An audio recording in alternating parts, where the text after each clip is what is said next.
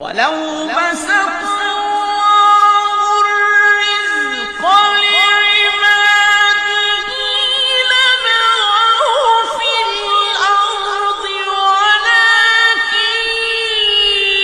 ينزل بقدر ما يشاء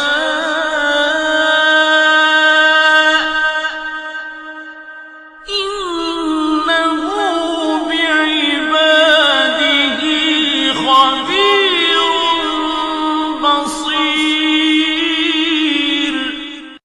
وقالوا لو كنا نسمع أو نعقل ما كنا في أصحاب السعير فاعترفوا بذنبهم فسحقا لأصحاب السعير.